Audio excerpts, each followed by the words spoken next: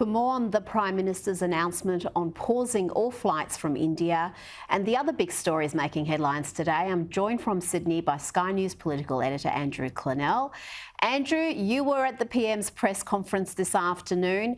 Run us through what he had to say about flights from India and the assistance we'll be providing to help them get on top of their devastating second wave.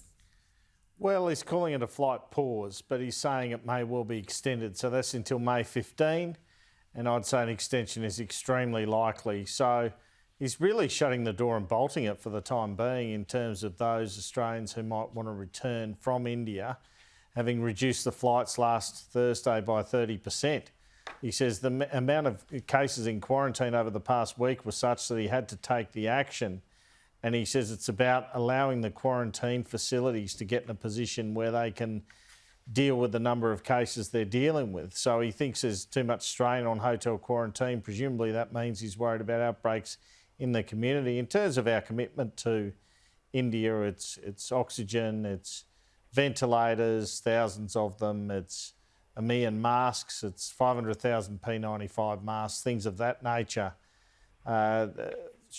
A good gesture, sure, but given what's going on over there, I'm not sure what sort of effect it will have, really. I know the US and UK have aid packages going there as well. It's just a dreadful situation. It is, and we saw last year when we took some flights in from around Wuhan, we utilised Christmas Island and put people there for a period to do their quarantine away from the mainland. Is something like that being planned for those Australian citizens who find themselves stranded in India? Absolutely not, and I guess that will be the subject of some discussion and some controversy, Rita. At the moment, they're just shutting the door. It's interesting. It's an interesting comparison that you make there. And there's a determination by the feds not to own this problem. And that's why Mark McGowan's saying you should. That's why Anastasia Palaszczuk is saying you should. Well, the argument from the feds is you've got the health workers, you've got the police, you've therefore got the capacity to run the quarantine system.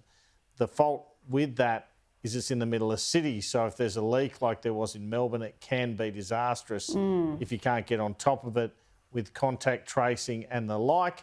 Scott Morrison's argument is 99.99999, or however many nines he put in there, percent of cases haven't resulted in any form of quarantine leak, so it's the most successful system in the world. But I've always thought it makes sense to have a facility kind of in the middle of nowhere. I know workers still have to go in and out after weeks of shifts and therefore the virus can leak. But Howard Springs has been pretty successful in Darwin as a model, but there's no determination by the feds to set up such a system. They say you need it near hospitals and airports.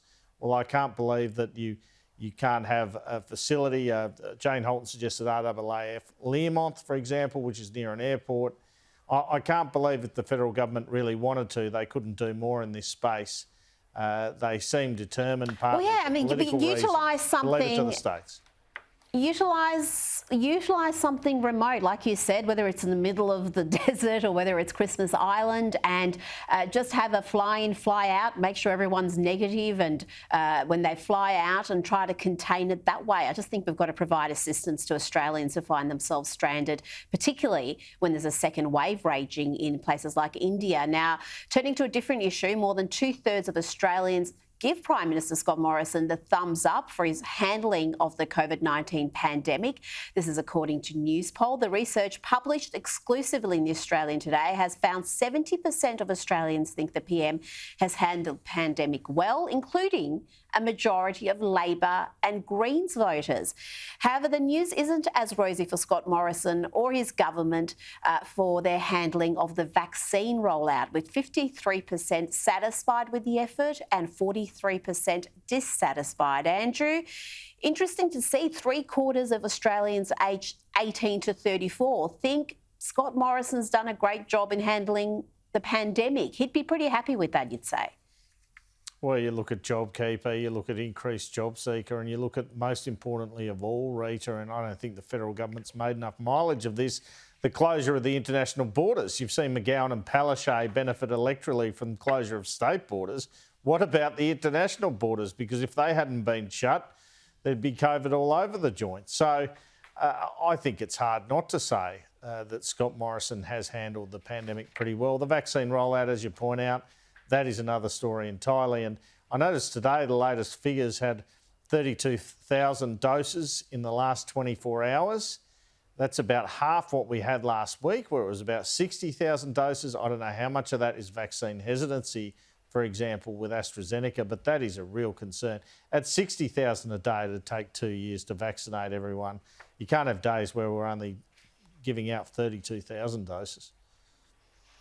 Yeah, the appetite just isn't there, Andrew. We've opened up these mass vaccination centres in Melbourne, and the news is that they're not being inundated with people flooding there to get vaccinated. In fact, they've got a lot of empty cubicles, which surprises me. I don't know if people are fearful of AstraZeneca or whether that whole vaccination message has been undermined by the government's own health bureaucrats. Now, moving along, Anthony Albanese has repeated calls for a First Nations voice to Parliament. Writing in The Australian today, the Labor leader who's visiting Uluru also endorsed constitutional recognition, which he says will mark our maturity as a nation.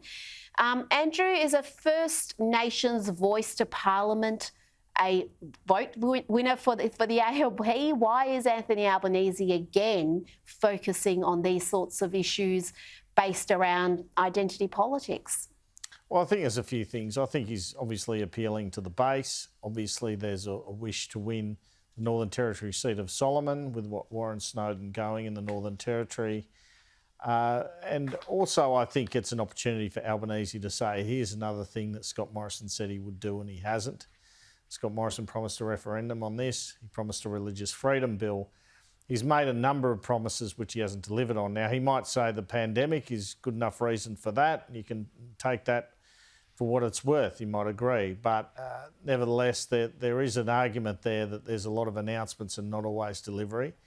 And Morrison and Albanese playing on that. But really, I think for Albanese, he just probably actually believes in this. I know it's you don't see it too much in national politics these days, a lot of conviction, but Albanese probably actually believes in this and wants to deliver on it. So any politician showing conviction it could be one these of the days, few I'll give policies. Well, yeah, I don't know if I give a tick to this one, but yeah, I do like to see some authenticity from Labor than just jumping on every bandwagon. Andrew Clennell, thank you so much for your time this evening. Thanks, Rita.